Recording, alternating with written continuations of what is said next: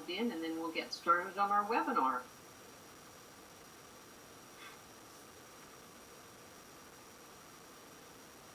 Let's go ahead and get started. My name is Nancy McGee. I'm the VP of Education for the Commemorative Air Force, and this is our Wednesday webinar series.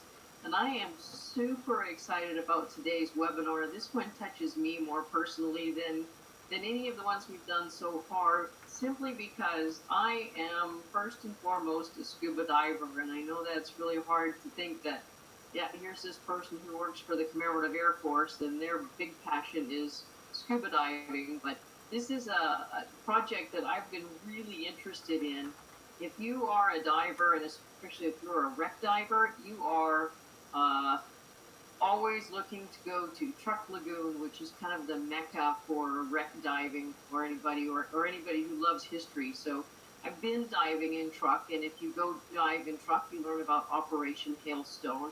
And you know, so many of our history buffs have never heard of Operation Hailstone. So thankfully, we have an expert with us today.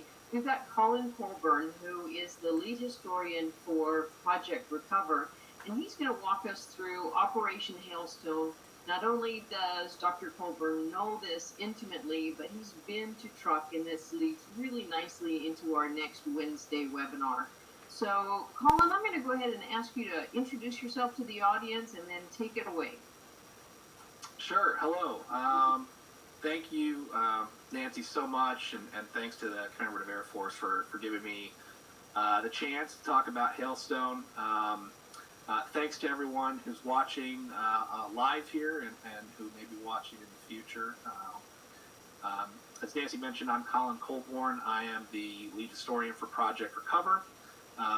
Briefly, Project Recover is a nonprofit that is focused on finding MIAs around the world using 21st century science and technology. I am also a postdoc researcher at the University of Delaware, which is one of Project Recover's primary partners, along with the Scripps Institution of Oceanography. I received my PhD from the University of Southern Mississippi, and it's in U.S. history with an emphasis on war and society. And I have a master's in war and society as well. And once I got out of grad school, I actually started as a fellow and a historian with the Defense POW MIA Accounting Agency, which is sort of how I got into the accounting mission in general. I went from there and helped West Point build their West Point History of Warfare textbook, and found my way over to Project Recover in 2016. And so I'm actually next month going on my fourth year at Project Recover. It's really special for me to do a presentation on Operation Hailstone. For the last 3 years, I have been spending a lot of my time working with volunteers, our great historians and researchers, and spending time at archives around the world, even studying Operation Hailstone, and really all of the wartime experience of Truk Lagoon, as I like to say, because it's Hailstone is really just the beginning. So before I start, a couple of caveats, a couple of things that you'll notice as we go along. All the names I'm going to be using for this are the names that were used at the time. So unless I'm talking about when we go on expedition to Chuk, as it's known today, I'll be saying Truk Lagoon, and I'll be using the island names that are from the wartime as well. Hailstone's very interesting, and while it is well documented, it is as one of the the Task Force 58's big offensive carrier attack, one of their first that wasn't just part of an amphibious landing. Lots and lots of documentation around it, and we've collected gigabytes and gigabytes of information from archives. And it can be confusing from time to time. Time zones get mixed up in different things, and so I'm going to go along and I'm going to provide some little anecdotes and some narrative coverage without maybe going into sort of like this happened this hour, this happened this hour, about the battle itself. So just a couple caveats as we get into this. I'll introduce this the footage. Hopefully you can see it okay. This is one of my favorite things I found in the archives. Well, you can find it on YouTube. It's pretty easy. Documentary that was made called The Fighting Lady, which is about the Yorktown, USS Yorktown's operations in 1944. All shot in color film, and has pictures, and what you're seeing are actual gun camera footage from Truk Lagoon. In color, shooting down Japanese aircraft and taking off from the decks of the carrier. I absolutely love this, so I thought you guys would enjoy that as just a way to kick it off. So first, I'm going to introduce Truk Lagoon. Turn on my handy-dandy laser pointer here. This is Truk. This is a great stylized map from something called the Strategic Bombing Survey.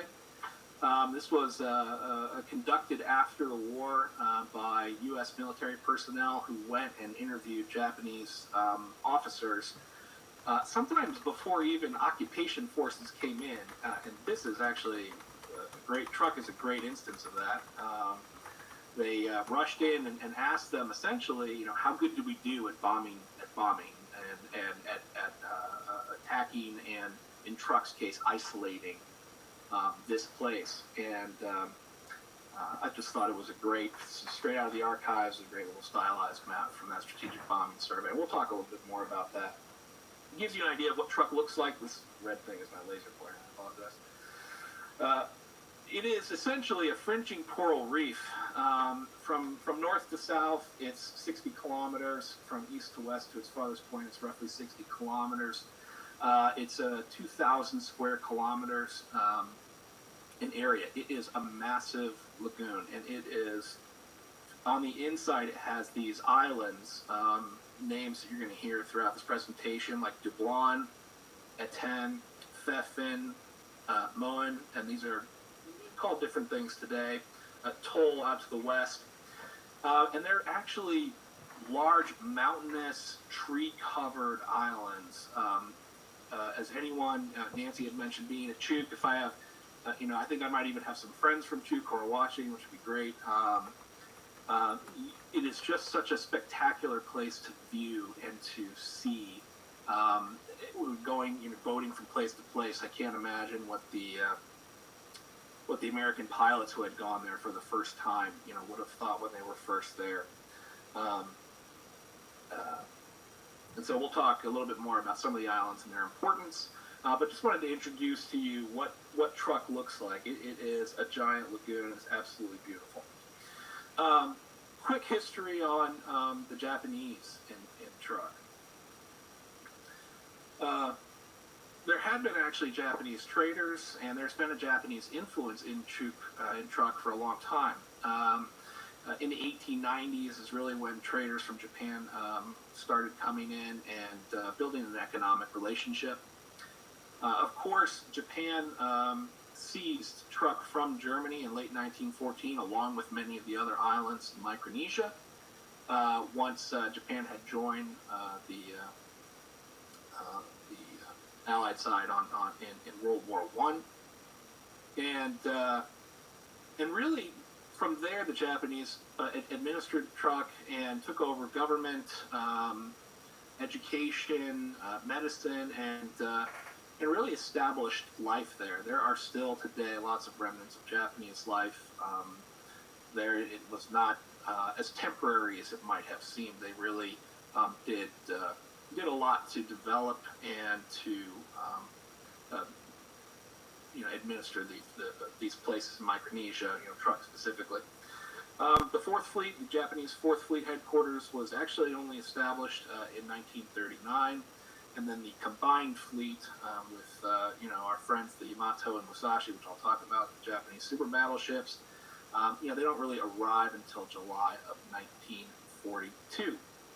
And so, my favorite part of any presentation, go to the map. I did a very basic layout here of important islands. You'll notice, I'm sure people are going to criticize, I've missed a few here and there, but I really wanted to just sort of put some pins on a map to show, A, how big the Pacific was, but also, where Truk fit into the larger scheme of the war in the Pacific, in the Central Pacific. And, what you can see, Truk is down here. It's considered to be part of the Caroline Islands, with Palau being the sort of westernmost Caroline Islands. And Truk, while we knew of it in the papers and sort of culturally in World War II, Truk seemed to be the center of Japanese military activity. It was called the Gibraltar of the Pacific, or the Japanese Pearl Harbor. But what Truk was, it was very important to the Japanese mandate, as you can see, because of its central position in the Pacific. It was used, primarily actually to stage ships, aircraft, personnel, while being able to be flexible and move to the parts of the front during the war as needed. Whether it is from to down south while the fight was going on up the Slot and the Solomons, or out to the east as the campaigns in the Marshalls and Gilberts began. For air and naval assets coming from Tokyo, Truk was just a really important staging base and the absolute place where you're going to see, yes, we're going to have a lot of Japanese troops move through there, a lot of Japanese airplanes move there, and of course pretty much every important Japanese naval vessel will be harbored there because of its beautiful lagoon and protected harbor. Really, it is a staging area. It is a place where things can be moved from and to. It is not like some of the other places that we're going to invade heavily defended. By 1944, when the U.S. is moving through, Truk is going to have the 52nd Japanese Division, Army Division there, but they've only got 7,000 or 8,000 soldiers, and they're stationed sporadically throughout the islands. It's got some anti-aircraft, but it's nowhere near as heavily defended as Rabaul was.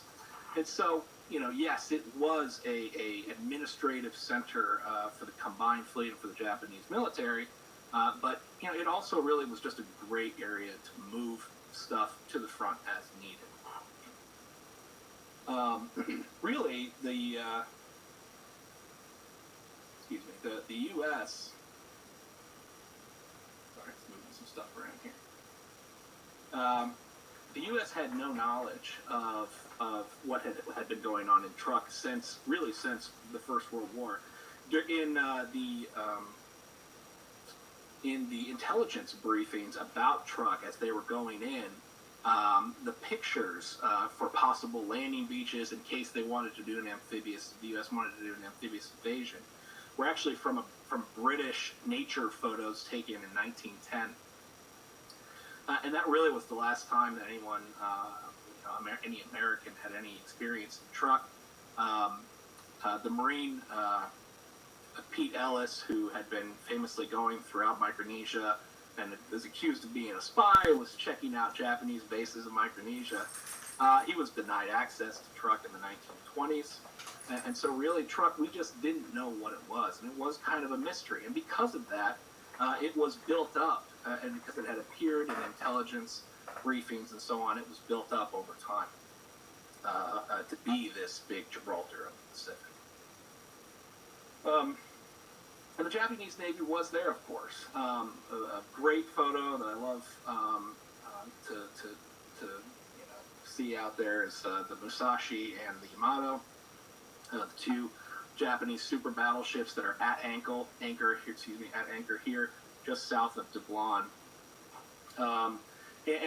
Really, Truk was a place where after Japanese defeats or even victories, they would come back through Truk, and as we have found doing a lot of side scan sonar survey looking for missing aircraft, we have found a lot of signs of Japanese everyday life you know, sake bottles and all the other kinds of things that you find down there, dishes and cups and silverware, and just all the signs that, you know, the Japanese were very active there. And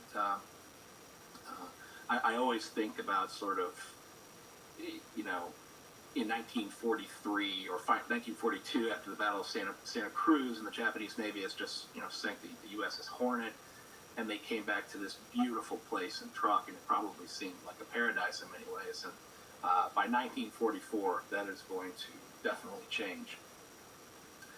So I want to do a quick overview of what the Japanese have there, what military bases and units are here. And this is not, of course, showing everything. You know, today I'm not going to have a chance to really talk about every single target, every single island, and what was on it.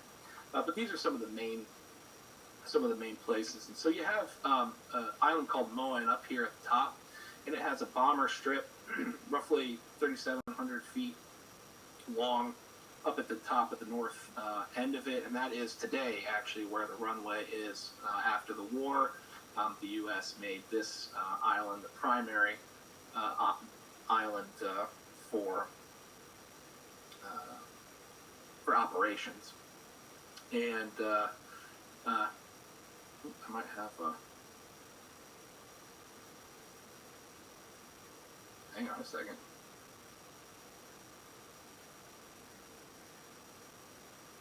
All right, guys, hang on. Let me. Sorry about that. I need to bring my stuff back up again. Give me one moment here. You're okay, Colin. Everything's going well. No, I know. And I want to give a big shout out to Project Recover for making this happen. Thank you so much. I know we've got people from around the U.S. We've got folks in Europe joining in. It would be wonderful to know that we've got some Chucky's folks joining us. That's great. Yep, sorry about this, guys. I want to make sure. Here we go. Nancy, does that look good? Looks great. Okay, great. Sorry about that. I've got you know, these videos in my presentation here, so it's a big PowerPoint. So anyway, I'm going to get through here. So we have MOEN up top here. It also has a seaplane base down in the south end, and that, of course, is going to be well known to the scuba divers who have gone to Truk. It's now a dive resort called the Blue Lagoon, and used to be called the Continental Hotel.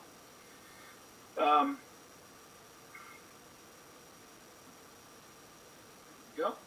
Out to the west here we have PARAM, and that was a fighter strip that was built 3,900 feet long. Not as complex as A10 over here, or at MOEN, as we just talked about, but definitely a spot of interest, and we'll talk about how that's going to play a part later on in 1944 as well. Over here to the east, right south of, well, actually let's talk about DUBLON. DUBLON here is the main administrative center for the Japanese in Truk. It is where the 4th Fleet headquarters is. The Combined Fleet has its own headquarters there. There is a seaplane base, submarine base. I'm going to talk more about it here in a little bit. But this is the administrative center. And it has, of course, a seaplane base down here on the south side. A10 over here, just south of DUBLON. And sorry again, I know the island names can get a little confusing, but I'll just try to use repetition. We'll get them through here. A10 is essentially an aircraft carrier built out of land. It is, there's a small mountain remaining, but they carved an entire runway into this island. Not an entire runway, an entire air base into this island. And even today, it's still amazing to see.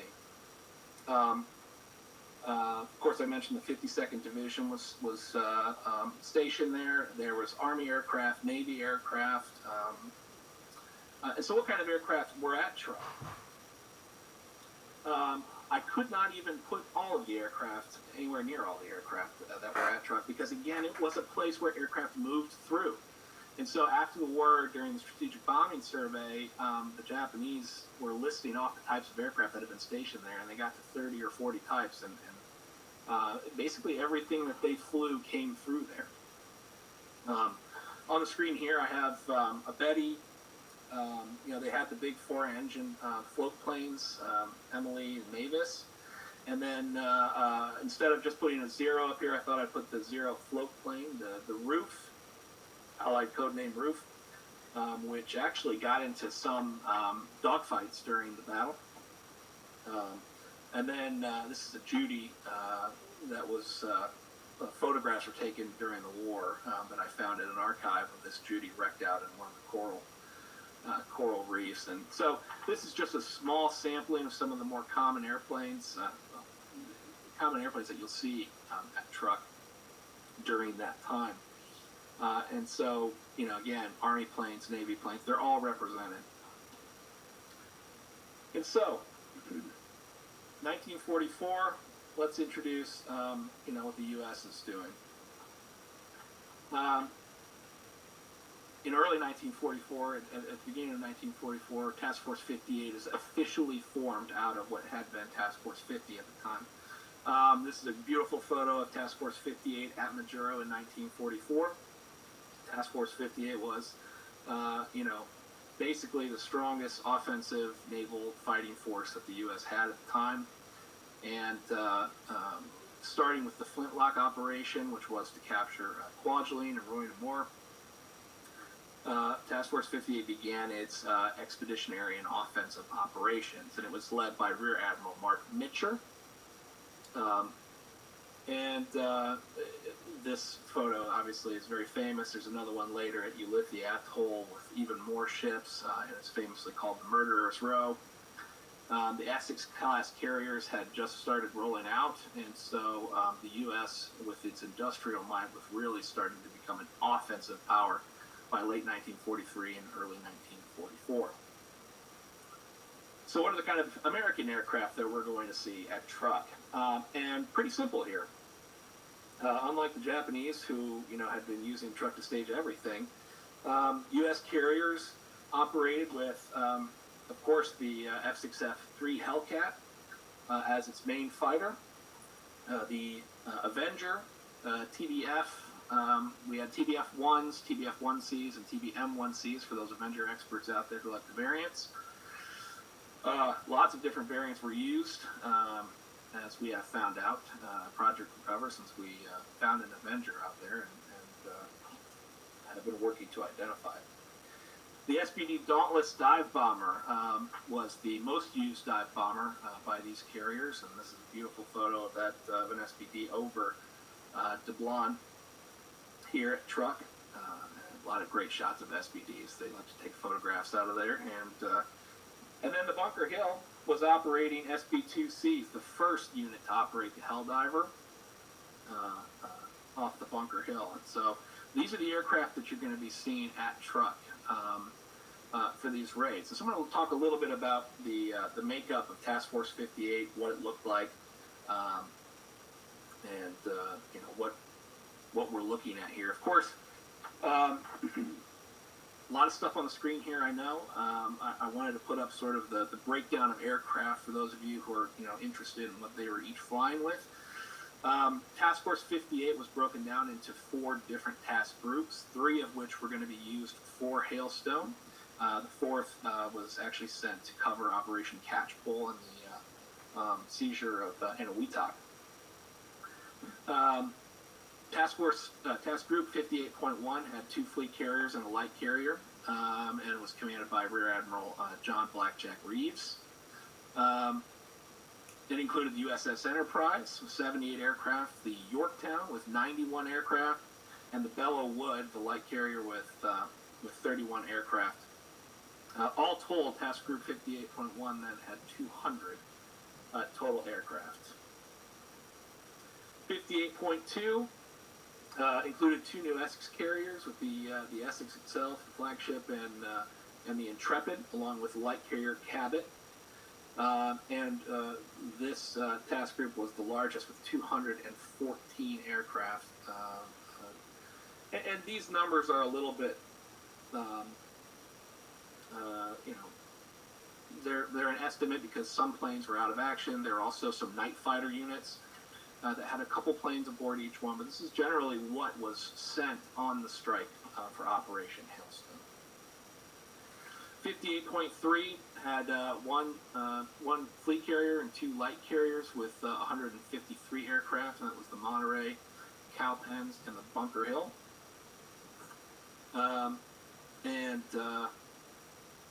While most of the light carriers during Hailstone will be doing combat air patrol and basically guarding the fleet, and this task group is commanded by Rear Admiral Sherman. And so Task Force 58, all told, has 567 combat airplanes that they're going to send at Truk. And I'm going to break down the numbers once we get through the battle here of how what that truly meant in terms of combat air power striking this naval base. So February 1944, we haven't seen Truk in 25 years or however long it has been since the last time anyone has seen Truk. So what do we know about it? And that, what we knew, was thanks primarily to a bunch of daring Marines. No surprise there. On February 4th, 2 PB-4Y-1s from VMD, from the Marine Photographic Squadron 254, flew all the way from Bougainville. They even got separated in bad weather and flew all the way from Bougainville, and at 30,000 feet were able to capture the photograph that you can see here on the screen. Both planes made the run and made it out. The Japanese, during the strategic bombing survey, said that they had scrambled a bunch of fighters to go get them, but there was bad weather. And in fact, one of the PB-4Ys felt like they didn't get a good photographic run in the first time, so they actually went in twice to this.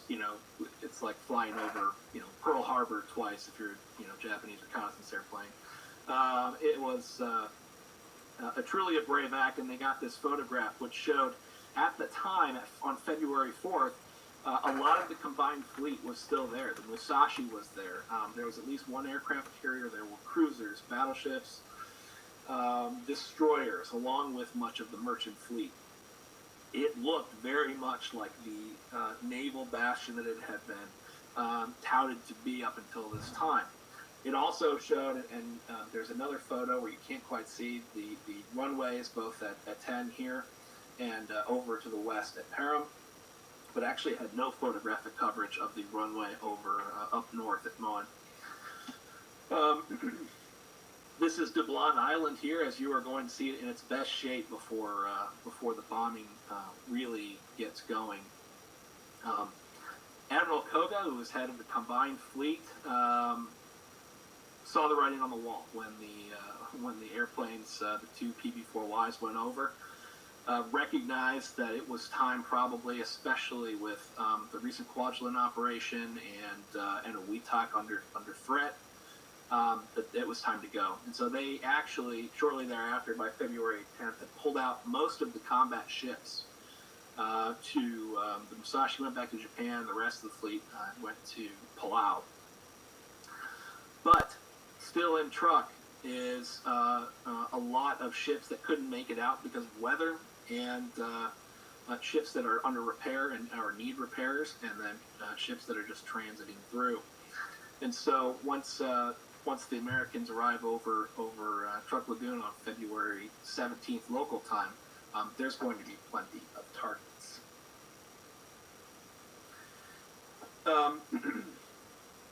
So what's the plan for Operation Hailstone? Local time, Hailstone starts on 17 February 1944. They're going to launch a pre-dawn raid, launch it roughly at 4:30 in the morning. I'll talk a little bit about that. But what's the plan? The plan is to annihilate all the Truk air, ground, and anchorage targets through constant and incessant air attack. And this really is Mitscher's idea, is that he wants there to be attacking planes over Truk constantly. Throughout the day, it should never let up. There should never be time for the Japanese to regroup, repair runways if needed. It is going to be 2 days of nonstop air attacks. And we're going to talk a little bit about how that worked out.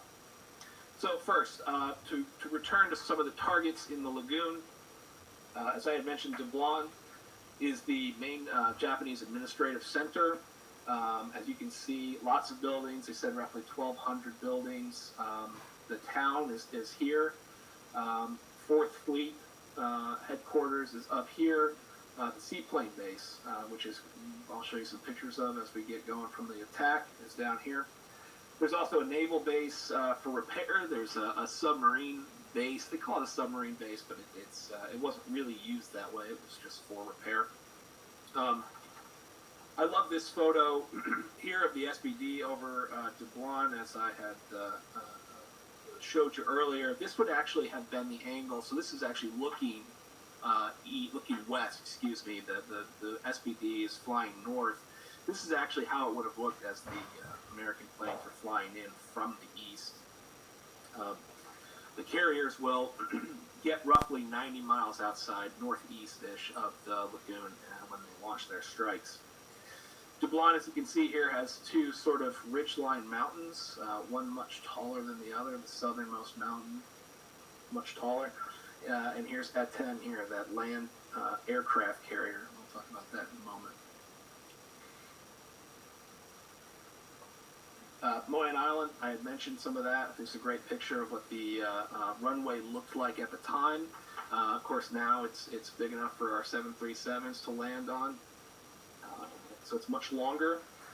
And then down here is that seaplane base. And down in the south, they were, with the seaplane base, there was also a beginning of construction of another runway.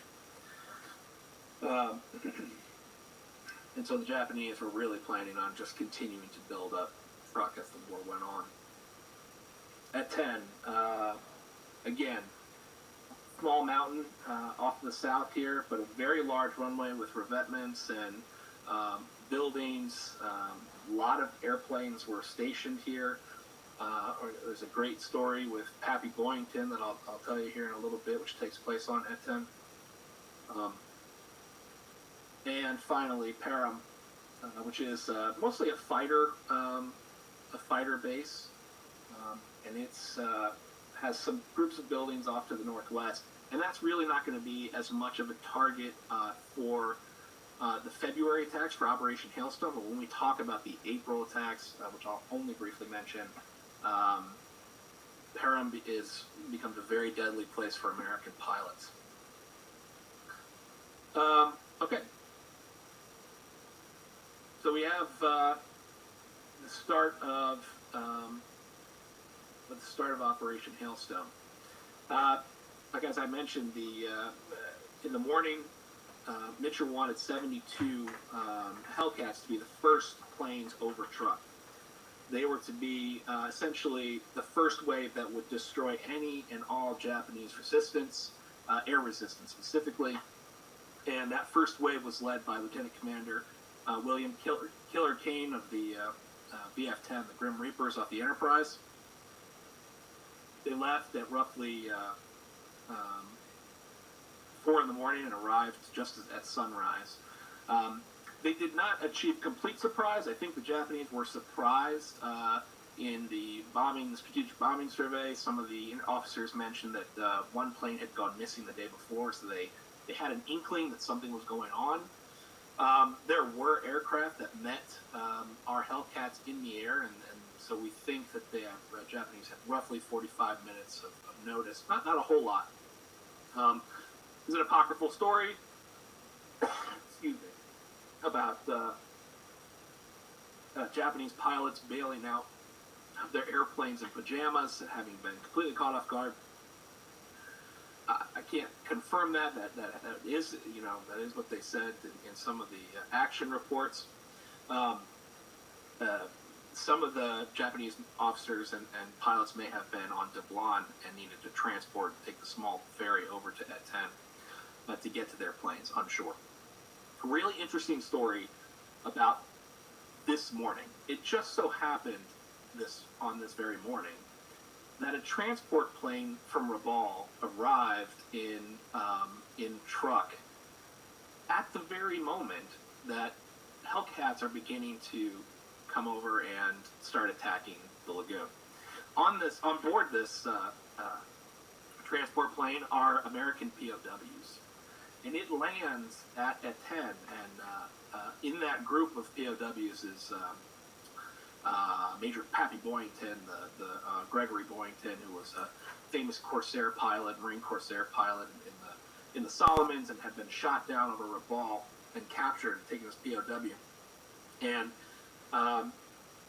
they literally land at Truk when the flight is coming over, the Hellcats are coming in, and they're immediately thrown in a revetment on A-10. And I'm going to show you some pictures of A-10 and how destroyed it was, and yet somehow those POWs survived. Really phenomenal story. The Hellcats, let's see here. Pilots noted that the Japanese were pretty aggressive on the offensive, but once they were put on the defensive, that they seemed to not really know what to do. I don't know if this is training, the plane ability, it's not really clear at that time. There were still good pilots left for the Japanese at the time. Whether or not they were at Truk, we don't know. I'll mention this a little bit later. It's believed 129 Japanese aircraft do get airborne during this operation. I'm going to just talk quickly about 3 of the pilots who get shot down. Just some of their story, and then I'll move on with the rest of the day. The first is Ensign Linton L. Cox. He's an Enterprise pilot with VF-10. All we know is his wingman said he got jumped probably by Zeeks and was not seen again. What we do see him, however, is that he shows up in Pappy Boyington's memoir about his time being a POW at Truk. And Pappy Boyington mentions that there was someone who had been captured and brought in, and that he was delirious, and he kept saying Cox reporting for duty or Cox reporting for the watch. Really sad story, and apparently the Japanese were fed up with that, and they supposedly took him out and beat him to death or executed him.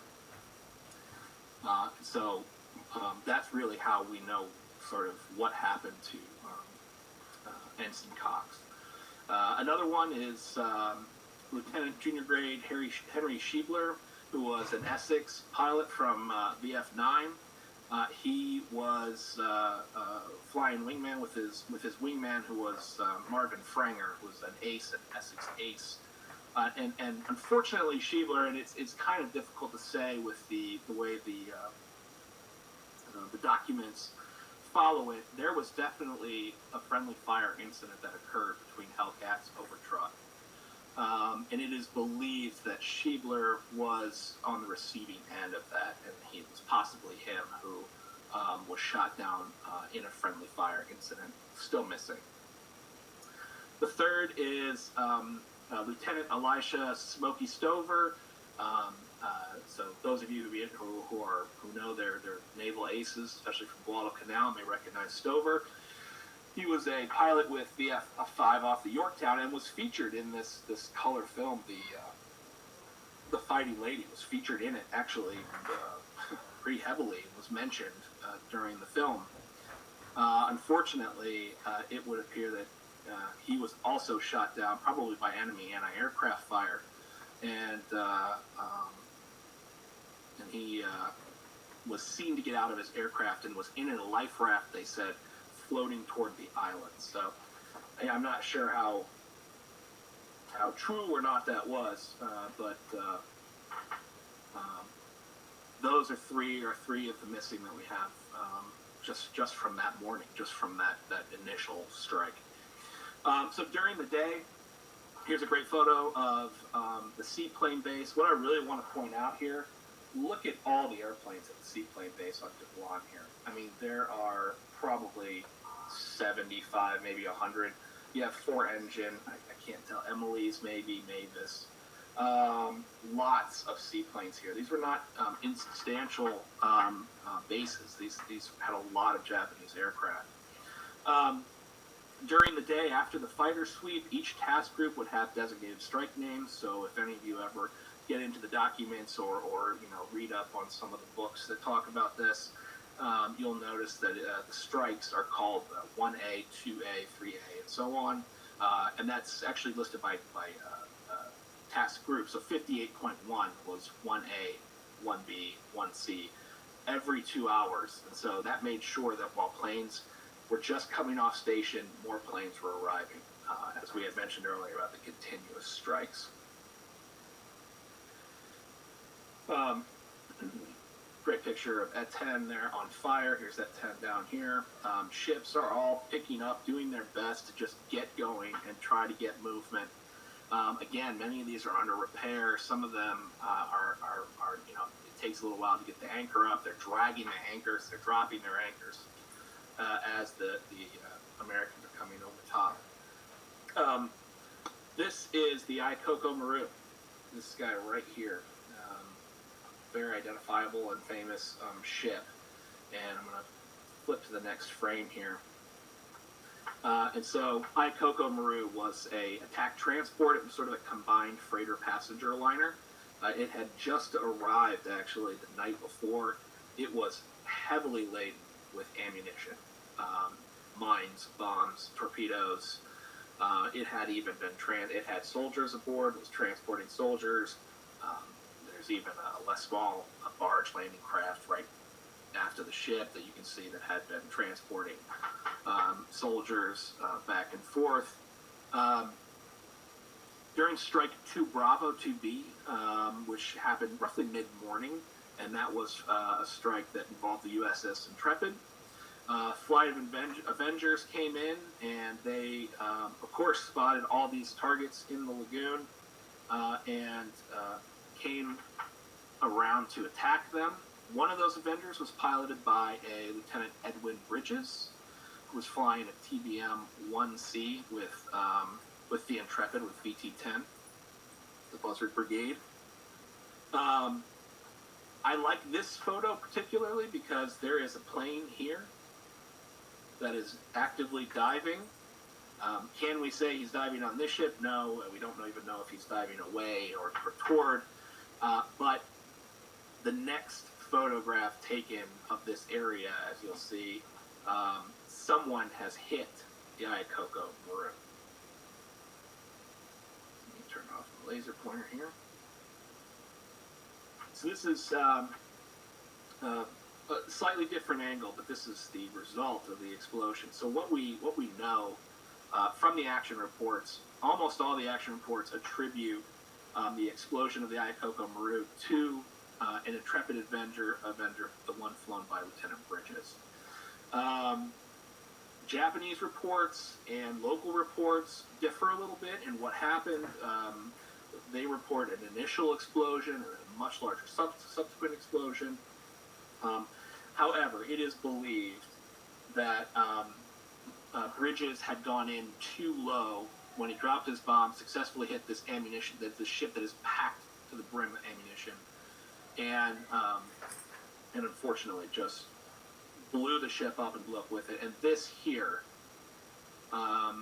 in the actual photograph from the archives, is pointed out to be, is said to be his airplane flying out of control. Until very recently, actually, we had no sort of, outside of that one photograph, we had no real proof of this or a witness who had stated that they saw an airplane emerge. Until recently, we actually got a letter provided by the family, and it said from a witness that saw it that it saw Bridges' plane fluttering down out of control. And so it was believed to have been, of course, sort of knocked out of control by the explosion and uncontrollable and then crashed from there. And then I actually have another. And so there's actually a sequence of 4 or so photos of this happening, and you can see this object off to the right sort of fluttering down. So these strikes go on during the day for up until roughly 5 or 6 o'clock when they finally depart. But Mitcher knows that that's not going to be the end of it, even for the day, so to speak. Now, what the Hellcats had done, once they had basically shot down everything that was flying, and that had been completed by noon or so. There was no more Japanese opposition. They switched to strafing either ships or airfields, and then they also were armed with delayed 12-hour delayed fuse bombs, and that's going to come in. Those are going to come in handy. That was done, obviously. They were dropped on runways to prevent, them from being repaired overnight. That night, VT-10, the Buzzard Brigade, led by Commander William Martin, they had been training ever since early or late 1943. They had been training to do night radar-guided bombing. And this was, at Truk, this was the very first ever night radar-guided night raid on shipping to occur during the war. 12 aircraft took off at 2 a.m. From the USS Enterprise. They were equipped with ASB-6 radars. Each one had 4 500-pound bombs. They did not, they were heard, actually, coming overhead. Great story, when they came overhead, a hospital ship that was operating on the northern side of the lagoon threw its entire lights, and lit up half the lagoon. And it woke up, apparently, those manning anti-aircraft and searchlights. All the searchlights came on, and they were in a running fight. Now, interestingly, for those people who are Avenger experts here, VT-10 were using TBF-1C aircraft, which had previously had the special flame damper on the engine for that airplane. But those had all cracked after about 50 hours, and so they all had to revert to the older style flame damper, which was obviously much less effective. And this was, they said, the cause for a lot of the anti-aircraft fire, because they were easily spotted in the lagoon. One story that was said is that there was one spy-light and one anti-aircraft gun on MOEN that was really giving them trouble. And all of a sudden, as they were flying along, they saw a giant explosion, right? And the spotlight went out. And they all attribute that to being one of the delayed action bombs having been dropped right on that particular spotlight. No way to say whether that's true or not, but that was certainly interesting. They were successful. They claimed to have damaged 13 ships and maybe even sunk 8. Obviously, probably more conservative in terms of what they actually accomplished that night. However, it was successful. Unfortunately, one of their pilots and crew went down in the lagoon during that strike, and as it was nighttime, no one was really able to see what had happened. So, as we get into the next morning, the Avengers are leaving by around 4. The Hellcats are coming back over again. Have this great shot here on the second day of planes flying over DUBLON here. And by the second morning, by the morning of the 18th, there was essentially nothing left. Not nothing. There was very little left by way of shipping. There were still a few. VB-10, the SPD Dauntlesses came in on their first run of the morning, and one of theirs was hit in its dive and went in to the water, just smacked into the water while diving on a target in the lagoon. Just got hit probably by small arms fire. Very little aircraft had come over. Back to when the Hellcats arrived over that morning, they had witnessed a destroyer, and having not really gotten into any aerial fights that day, they went after this destroyer. It happened to be the Oite, the destroyer of the Oite, and it had a bit of a tragic story. It was actually had left Truk a day or so earlier, accompanying a damaged ship, the Agano, a cruiser. And that cruiser while they were steaming away from Truk, was sunk by a submarine, USS Skate.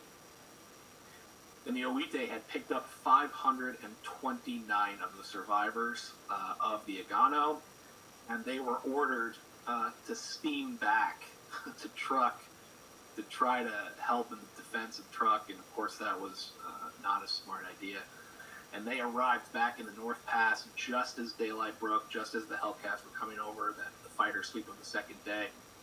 And they called in some Avengers and dive bombers, and the Oite was sunk with all 523 of the Agano crew, as well as 172 of her own crew. A really tragic end for that destroyer.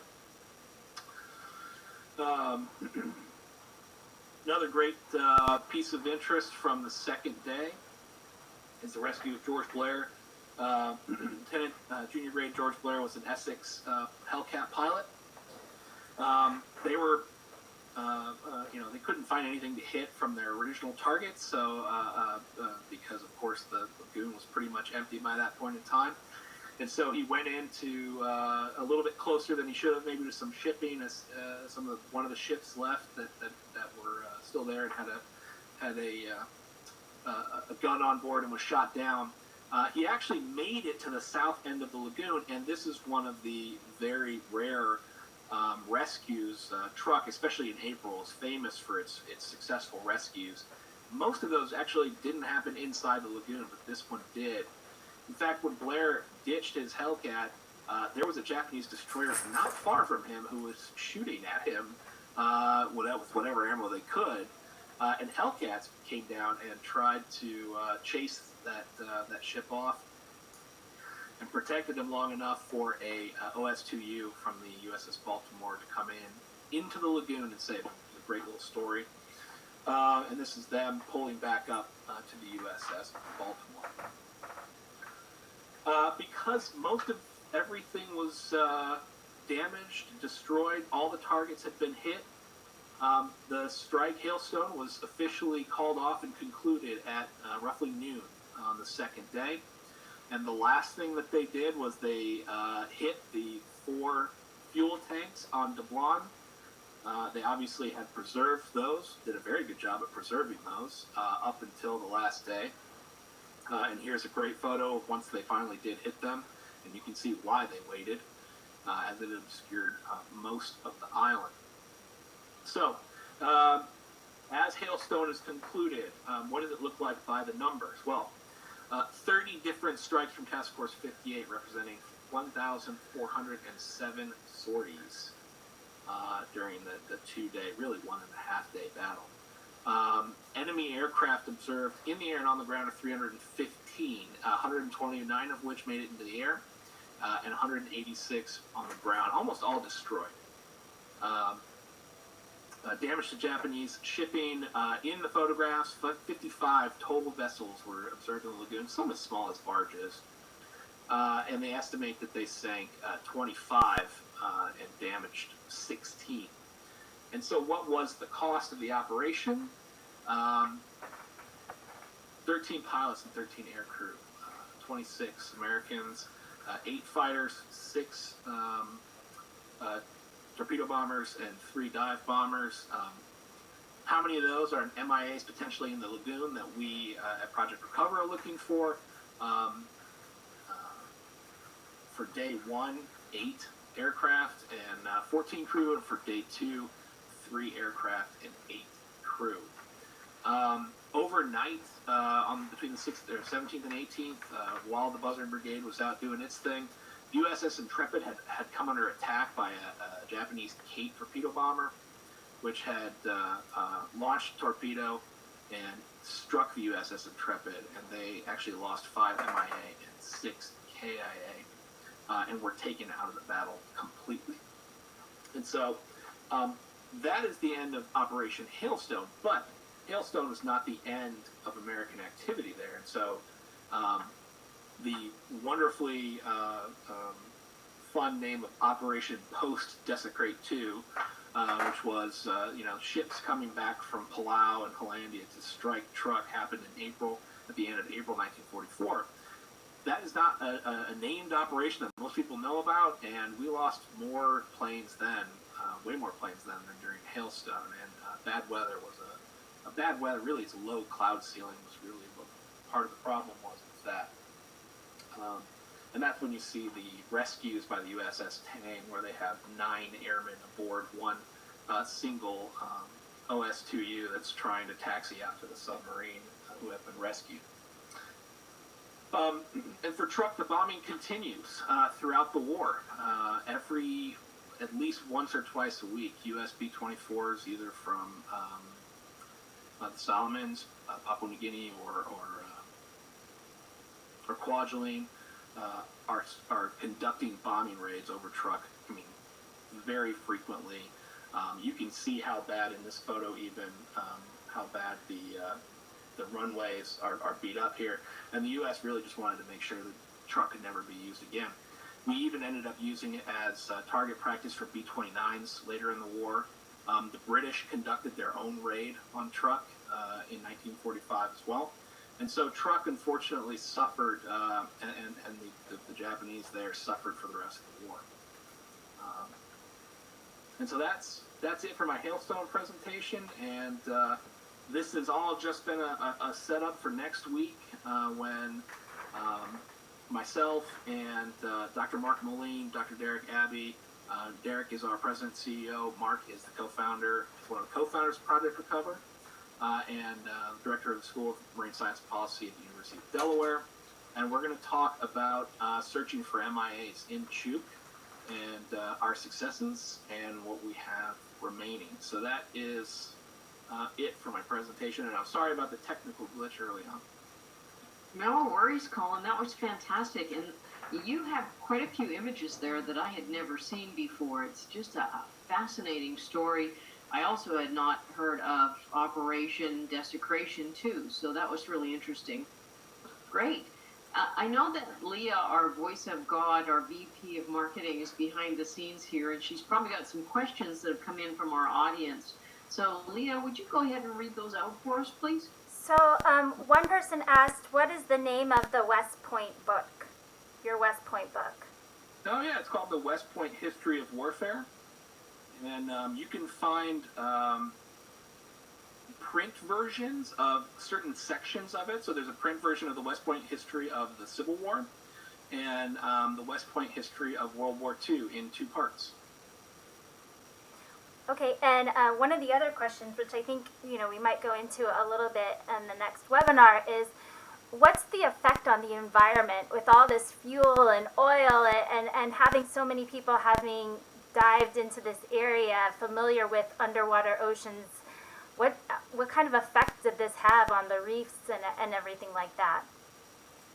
Well, certainly the battle itself really put a hard strain on the food supply for the rest of the war, right? So then the 25 vessels, however many were sunk, I think today they're wrecks of, Nancy could probably help me out, 40, 50 Japanese vessels. And all of those, not all of them, but many of them are leaking oil, leaking explosives. And so fishing and, the Japanese who are stuck there, along with the local population, they need to eat for the rest of the war. And they are, that really has a big impact because the food becomes scarce, the water is toxic. Chuk is also experiencing, of course, the same events, bleaching events that you see around the world from the warming of the water. And there are still ships that are still leaking fuel into the water, and so you can still fish out there. It's the water is generally safe now, but certainly after the war, it was really rough, or during the war, it was really rough. Colin, what struck me when I was diving there was these vessels that were built for destruction really are at peace underwater. It's remarkable to see how much coral growth there is, the reefs that have formed, the schools of fish. It's just absolutely beautiful. So I'm sure that for a number of years there was a definite impact on the coral reef structure.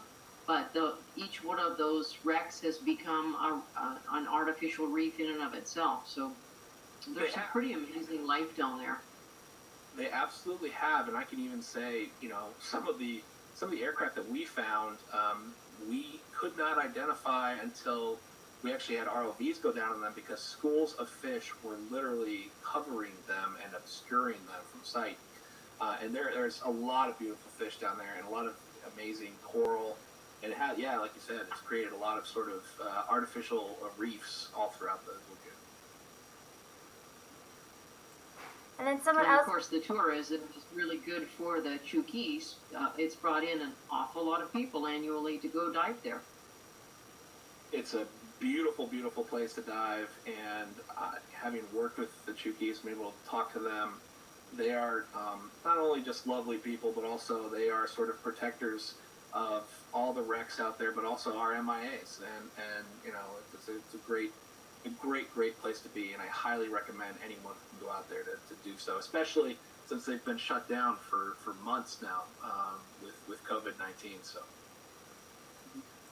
Okay, one of the other questions is, given the impact that this had between, Japan and the U.S., how come we don't hear about this as much as we hear about some of the other battles and conflicts that happened? Yeah, that's a great question. I've been trying to, especially as we learned, I'll be totally honest with you, when we started this research, we knew that there were a couple of airplanes. We had some pretty good ideas where they could be in the lagoon. And that's where we started. We said, I wonder if there's anything else here of interest. And then all of a sudden it was plane after plane after plane. 30 to 35 airplanes inside the lagoon still. And most people, not only do most people not know that, most people in Truk, even the general belief is that all the pilots were able to get and ditch outside of the lagoon. And so I think in memory, the fact that we didn't raid and have an amphibious landing at Truk, and therefore there wasn't great loss of life, I think that's really why Truk isn't really in our sort of